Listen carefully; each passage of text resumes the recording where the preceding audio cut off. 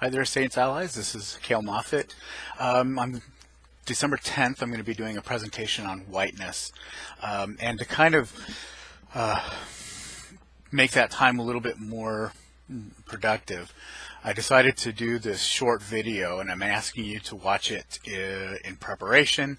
And I'm doing this to kind of create a picture of what I mean by whiteness, or kind of an operant definition of it for the presentation.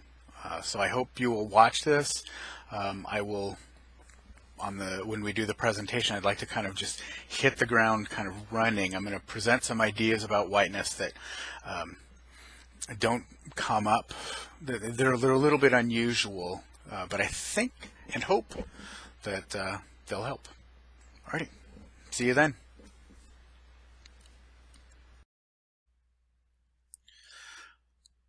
Alrighty, like I said, I'm going to take kind of an unusual path into this discussion, and one of the first ones that I want to use is I want to talk about systemic whiteness. We often hear the term systemic racism, but I want to turn the tables a little bit, because systemic racism still, I think, calls attention to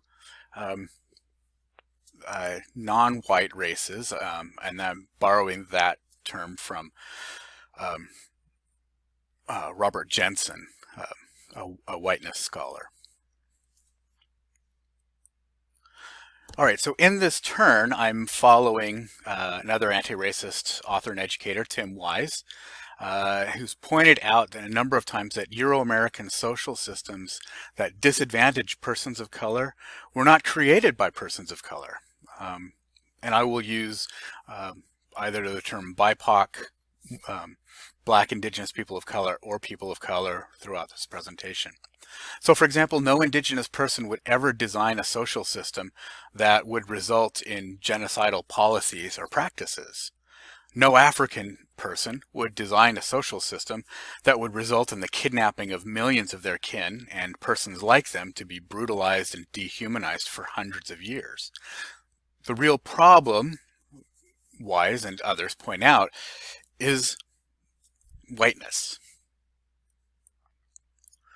Another turn I want to make here is from the emerging field of critical whiteness studies, which points out that when we talk about whiteness, we are talking about a structuring feature of social life, not about white persons.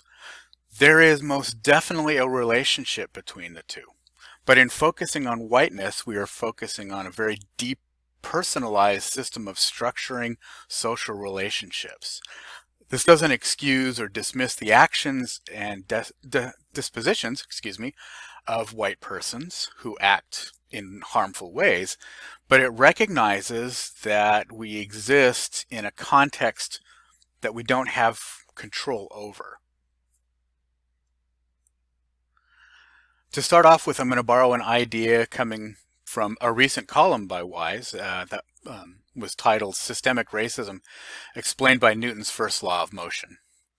Right, the first law of motion, is stated here: an object at rest stays at rest until an object in motion stays in motion with the same speed and in the same direction unless acted upon by an unbalanced force. Right, the cute picture of the penguin endoing it into the tree.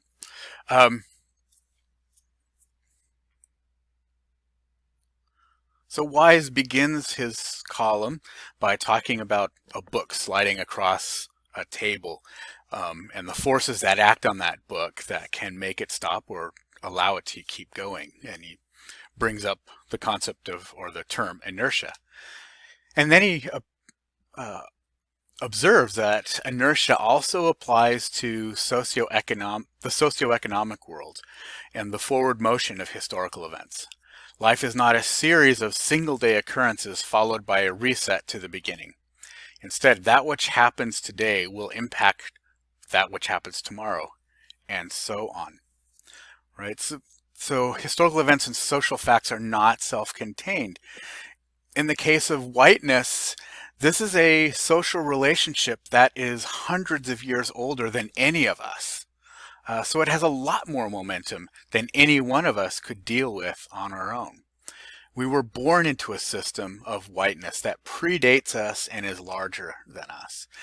In fact, it does not rely on us at all for its functioning and maintenance. We can contribute to it, but it really doesn't require us. And Wise captures this idea in his conclusion when he says that contrary to what some think, systemic racism is not a concept that suggests horrible racists predominate in every HR department, police station, or classroom. Systemic racism doesn't require any such persons to exist at all.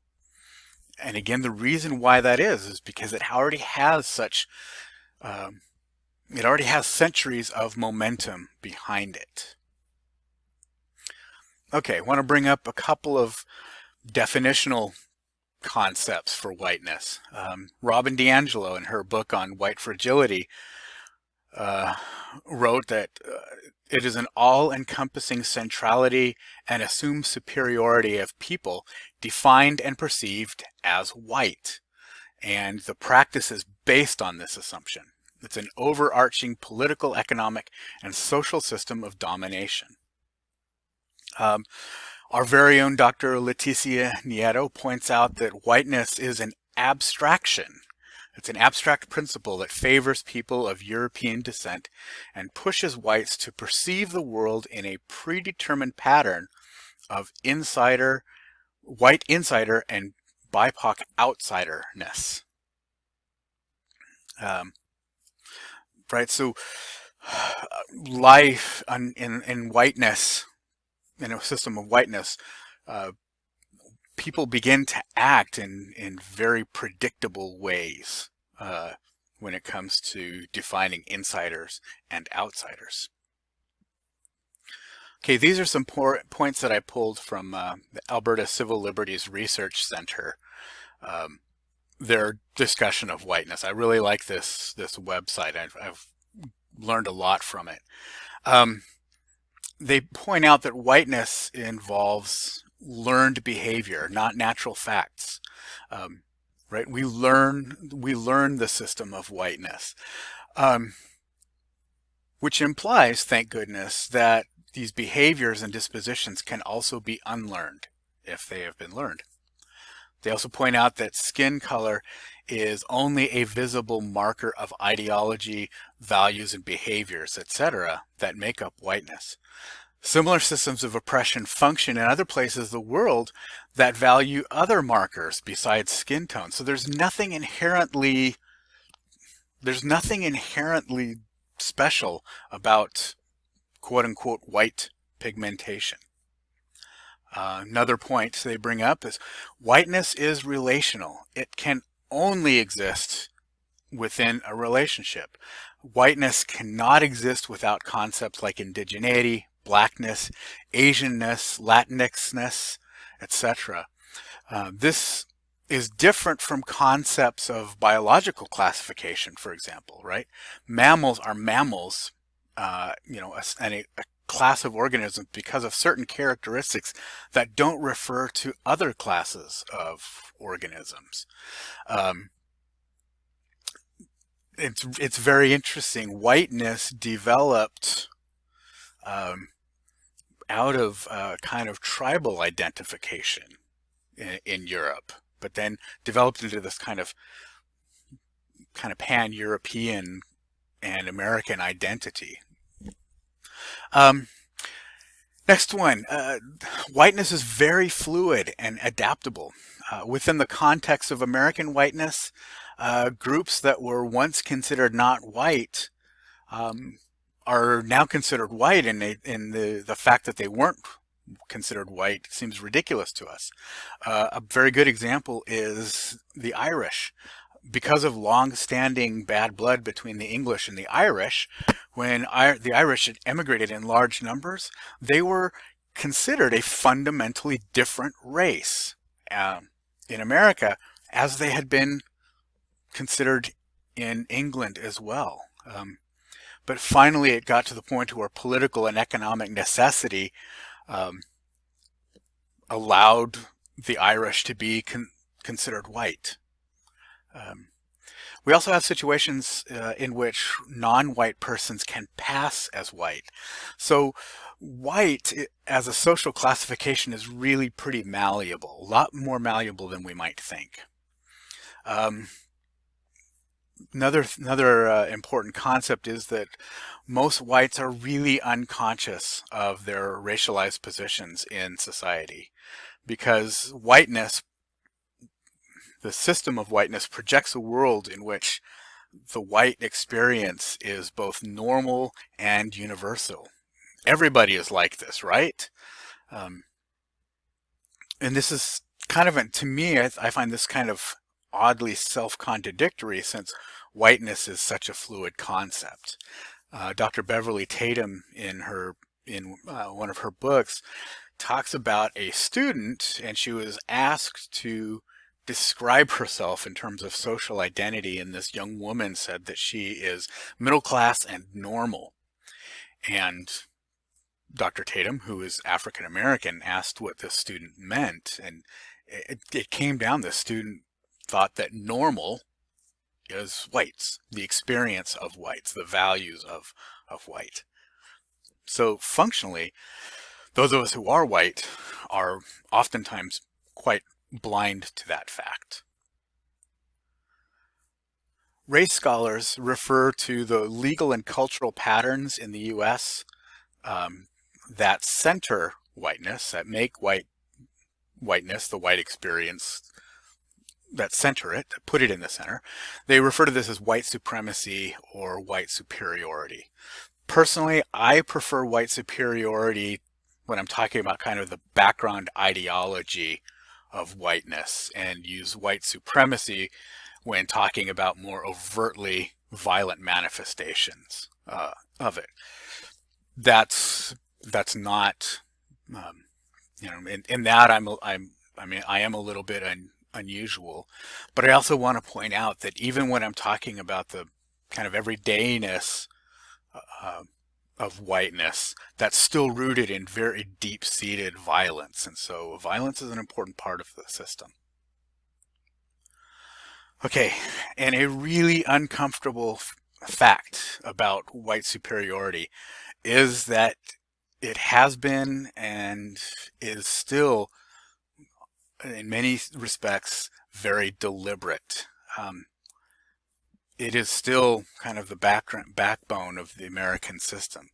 On this slide, I've noted just some selected laws and legal decisions that have contributed to the creation and maintenance of white superiority. I'm not going to go through all of these, of course, but I want us to kind of visualize, to see that this is a very deliberate thread throughout our history and social life. I want to point out really quickly the 1790 Naturalization Act. This was the first major piece of citizenship legislation after the Constitution was adopted. And it begins with these words: all free white persons who have or shall migrate to the U.S. Right? So this idea of whiteness was enshrined, whiteness as a centeredness was enshrined in some of our earliest laws. All right, so in my humble estimation, I think the civil rights era is really rooted in the post-World War I America, when soldiers of color came home from fighting in Europe and really kind of starting to get a broader, deeper sense of how the proverbial cards were stacked against them, and more importantly, with the realization that it doesn't have to be that way. It didn't have to be that way then, doesn't have to be that way now. And so from the 1920s onward, there seems to be a more concerted effort to deconstruct legal frameworks of racism. This is referred to as de jure racism. However, these efforts have had limited effect on de facto racism, or racism that emerges from social facts, racism that underlies everyday experience.